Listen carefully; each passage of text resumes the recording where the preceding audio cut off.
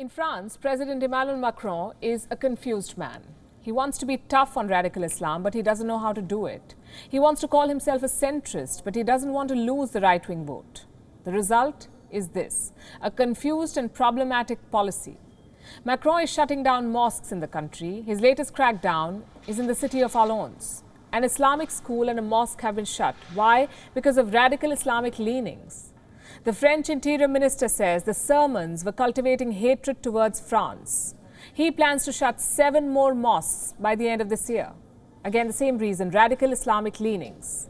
And this has become Macron's go-to policy. Suspect a problem, shut it down completely. Take a look at his track record. 13 Muslim associations shut, 92 mosques closed, and 36,000 foreigners stripped of their residence permits. On what grounds? Threat to public life. That's what the French government says. Now, nobody is defending radical Islam. Nobody is against their counter-terrorism operations. France has a real problem, one that we've underlined repeatedly on this show. But President Macron's policy is not fixing that problem. He may be crossing the line, the thin line between targeting radicalization and targeting Islam. And these policies have real-life consequences. Let me show you some numbers. In 2019, there were 154 attacks on French Muslims. In 2020, 235 attacks. That's a 53% jump. And that too in the middle of lockdowns. So clearly, Macron's policy has made French Muslims a target. The question is, why is he doing this? Emmanuel Macron was the centrist darling, the savior of the liberal world order. When did he become the villain? When he started losing public support. Macron is up for re-election next year, and his chances do not look good.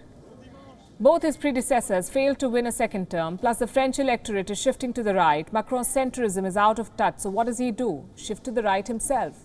President Macron is playing to the gallery. It may help him win the election. But what about the French society? Can it heal from these divisions? France has a total population of 67 million people. 5 million of them are Muslims. Now, some of them came as refugees, others migrated for better opportunities. Whatever the reason, they're now French citizens. But Macron's policies treat them as suspects.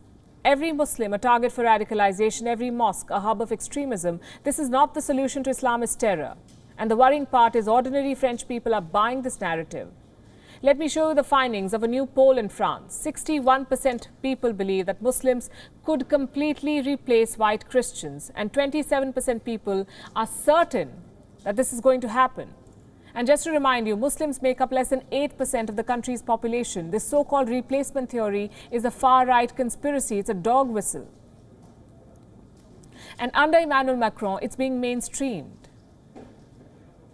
So what can the president do? For starters, abandon the purge, go to the root of radicalization. Macron would do well to read his own country's history. How did a nation that pioneered liberal democracy end up spreading hate? The French president has a choice here: win the election or save the republic. Unfortunately, there is no centrist choice here. WION is now available in your country. Download the app now and get all the news on the move.